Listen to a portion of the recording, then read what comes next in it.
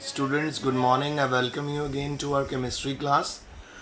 And as you know, we are doing periodic properties. And we have done so far, we have done how the periodic table was evolved. Okay, so let's continue with further lecture.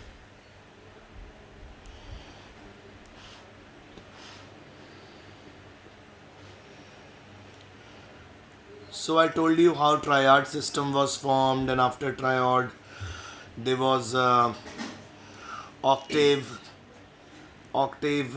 Newland's octave rule, according to which when elements are arranged in order of increasing atomic mass, every eighth element has properties similar to the first one.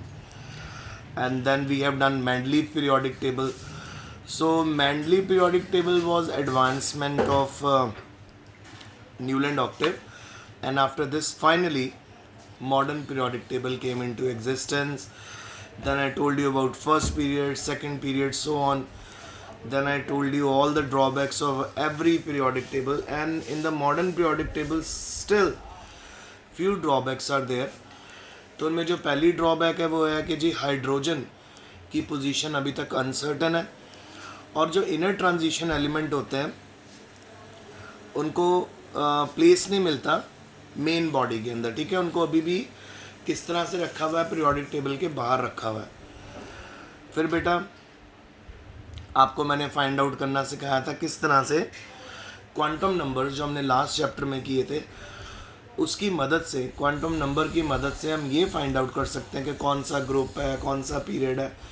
सो आपको क्या करना है, आपको सिर्फ electronic configuration लिखनी है, और electronic configuration लिखने के बाद जो लास्ट ऑर्बिटल है, जब आप लास्ट ऑर्बिटल को देखोगे उसका जो प्रिंसिपल क्वांटम नंबर है वो होता है पीरियड, और उसकी जो बेटा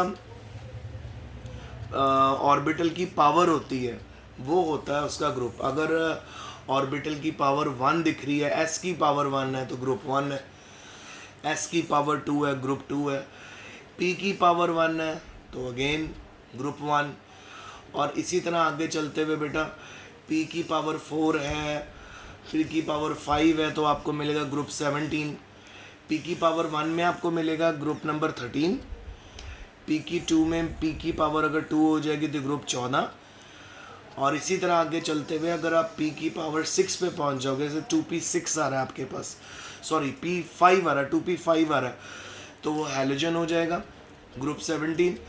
और जहाँ पे आपका p ऑर्बिटल फुली फिल्ड हो गया, p6 हो गया, वो आ जाएगा आपका बेटा group 18, that is noble gases. और नोबल गैसेस नाम किस लिए दिया गया, बिकॉज नोबल गैसेस कभी भी रिएक्ट नहीं करती क्योंकि उनकी जो ऑक्टेट है वो कंप्लीट होती है, उनका जो आउटर मोस्ट ऑर्बिटल होता है वो फुली फिल्ड होता है. इस करके जो नोबल गैसेस हैं वो एग्जिस्टेंस, वो कभी भी रिएक्टिव नेचर नहीं शो करती. ठीक है, ओके. अब आगे,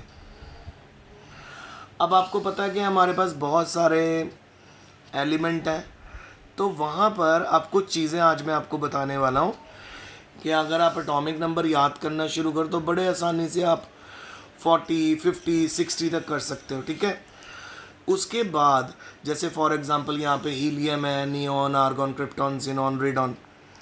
ठीक है, पर रेडॉन जो आप यहाँ पे देखो, ठीक है, 86 है, पर यहाँ पे जो मेजर प्रॉब्लम आप लोग फेस करोगे वो फेस करोगे आप जब हम 100 से ऊपर एटॉमिक नंबर या एलिमेंट की नेमिंग करेंगे, वो किस तरह से की जाती है. ठीक है, तो आज हम वो करेंगे.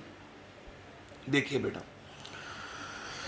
अगर आपके पास एलिमेंट में एटॉमिक नंबर 100 से ऊपर आ गया, दैट मीन्स Z, और मैंने आपको पिछली क्लासेस में भी बताया था कि Z होता है एटॉमिक नंबर और A होता है उसका मास नंबर. तो इन नेम्स को हम डायरेक्टली डिराइव करते हैं एटॉमिक नंबर को न्यूमरलिक रूट्स को. ठीक है, 0 और नंबर फ्रॉम 1 to 9, और उसमें हम जो सफिक्स ऐड करते हैं वो कर देते हैं EM. अब जैसे आपको पता है डिजिट 0 से लेके यहाँ पे 9 तक दिया हुआ है. ठीक है, सो 0 के लिए नील होता है, और नील का आपने एब्रीवेशन यूज़ करना है स्मॉल n. इसी तरह 1 के लिए अन होता है, उसके लिए आपने यूज़ करना है U।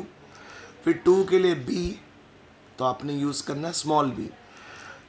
ट्राई के लिए स्मॉल t, क्वाड्र के लिए स्मॉल q, पेंट के लिए स्मॉल p, हेक्स के लिए स्मॉल h, सेप्ट के लिए स्मॉल s, ठीक है, और 8 के लिए ऑक्ट और 9 के लिए n। अब देखो इसको किस तरह से सिंबल बनाया हमने, बहुत इजी है।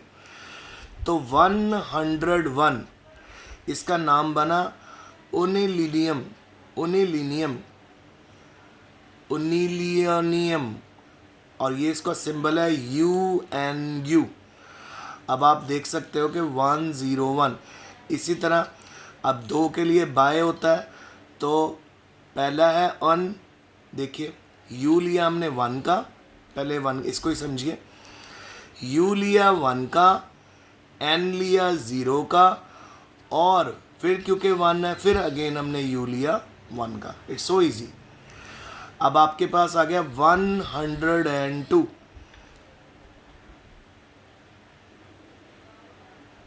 ये है ओनिल्बियम। ओनिल्बियम के लिए 1 का हम लोगों ने ले लेना है U, एब्रीविएशन देखते जाइए।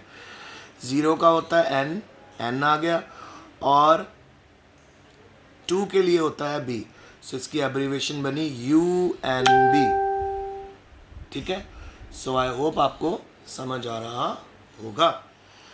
उसके बाद आ गया जी 103, और बेटा सभी जगहों पे क्योंकि 10 कॉमन आ रहा है तो UN UN UN हर जगह मिलेगा। देखो UN UN UN UN starting में, ठीक है, UN आपको मिल रहा है टिल 109, ठीक है, क्योंकि यहाँ पे 10 10 10 10 में 109 तक देखने को मिल रहा है। सो बेटा अब 103 के लिए क्या हो जाएगा, U, 1 के लिए, 0 के लिए N, 3 के लिए T, तो ये बन गया ओनिलिट्रियम। अब 104 के लिए, 1 के लिए U, 0 के लिए N, 4 के लिए Q, UNQ, और ये बनेगा यूनिलिक्विडियम। सो बेटा आपको नेमिंग याद करना बिल्कुल मुश्किल नहीं लगेगा, आपको सिर्फ रूट याद करना है और उनकी एब्रीविएशन याद करनी है डिजिट्स की। जैसे 0 के लिए N, 1 के लिए U, 2 के लिए B, 3 के लिए T, 4 के लिए Q, 5 के लिए P, 6 के लिए H, 7 के लिए S, 8 के लिए 0 और 9 के लिए E। इसी तरह अब हम आगे बढ़ते हैं। अब हमारे पास आ गया 105 आ गया। आज मेरा मेन एम्फेसिस जो आज की क्लास का है ना बेटा, वो इसी नेमिंग के ऊपर है, तो बड़े ध्यान से आप सुनते जाइए और मैं आपको नोट्स भी भेजूंगा।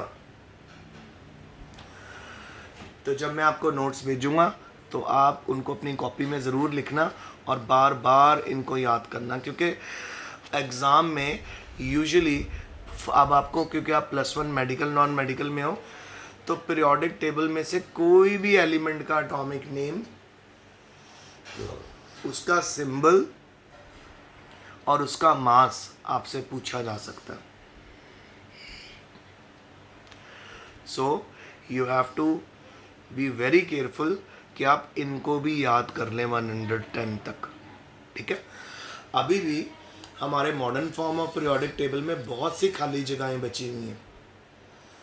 वो एलिमेंट्स येट टू डिस्कवर्ड है, उनके एटॉमिक नंबर आ गए हैं, और ये भी बिलीव कर सकते हैं उनका एटॉमिक मास। मैंने आपको बताया कि जो एटॉमिक नंबर होता है उसको जब आप 2 से मल्टीप्लाई करते हो तो आपका मास नंबर आ जाता है, ठीक है। सो वो भी येट टू बी डिस्कवर्ड होने वाले एलिमेंट, तो उनको भी डिस्कवर करना जल्दी पॉसिबल हो पाएगा आने वाले फ्यूचर में। सो वापस आते हैं। अब हमारे पास है 105। सो 1 के लिए U, 0 के लिए N और 5 के लिए P। ये बनेगा ओनिलिपेंटियम, ठीक है। पेंटियम, पेंटियम का मतलब होता है 5, हेक्सियम का मतलब होता है 6, ठीक है, और हेप्टियम का मतलब होता है, ठीक है, यहाँ पे आपको लिखा हुआ है, और यहाँ पे यूनिलॉक्टियम, ऑक्ट मतलब 8। फिर आ गया जी यूनिलिनियम मतलब 9 के लिए E होता है ना, ENN, और 110 पे ओनिलियम, ये भी हम बात करते हैं। तो अब हम 106 पे आ गए। तो एब्रीवेशन क्या बनेगी इसकी, सिंबल क्या बनेगा इस एलिमेंट का, U से 1, 0 से N और 6 से H, सो UNH। इसी तरह बेटा 107 की बात करते हैं, U से 1, N से 0, 7 से S, सेप्टियम। और ऑक्टियम का 8 आ गया हमारा O यहाँ पे, 0 का आ गया N और 1 का आ गया U। इसी तरह हमारे पास आ गया बेटा 109, 109 के लिए UNE, ठीक है, U हो गया 1, 0 हो गया N और 9 के लिए हो गया E, UNE। 1 के लिए U, 0 के लिए N, 9 के लिए E, ठीक है, एनिलीनियम। सो सभी जगह पे एक वर्ड कंटिन्यूसली आ रहा है, यूनिल। यूनिल मतलब जहाँ पे हम लोगों ने 1 और 0 को काउंट कर दिया, उसके बाद का जो नाम है वो बेटा it is all according to numeric, 1 2 3 4 5 6 7 8 9 and so on. अब हम पहुँच गए हैं 110 पे, 110 पे।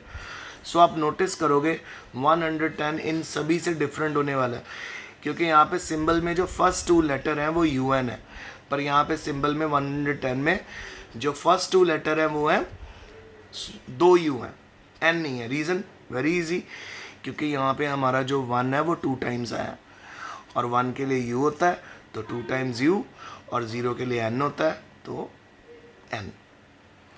अब सपोज आपको एक एलिमेंट हो 117, उसके लिए क्या बनेगा, बहुत easy, UUNS,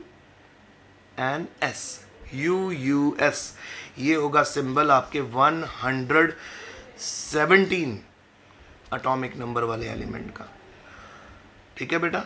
so I hope आपको ये समझ आ गया होगा आज का लेक्चर। सो मेरा आज का लेक्चर सिर्फ और सिर्फ इसके ऊपर ही है। अब जब मैं आपके साथ नेक्स्ट लेक्चर में मिलूँगा तो मैं आपके सामने सिंबल क्रिएट करूँगा 111 से लेके 117 तक का, और इसी को फॉलो करेंगे हम। So we are going to meet soon. And आपने इन सभी में देखा कि जो पहला लेटर आपको सिंबल का दिख रहा है वो कैपिटल लिख रहा है, तो ये तो रूल पूरे पीरियोडिक टेबल में लगता है कि जब भी एक से ज़्यादा लेटर के साथ हम किसी भी एलिमेंट को रिप्रेजेंट करते हैं तो उसमें जो फर्स्ट लेटर होता है वो किससे लगता है, कैपिटल से स्टार्ट होता है। तो आज का लेक्चर यहीं तक। Stay home, stay safe, best of luck, study hard. If you have any query I am always available. Take care.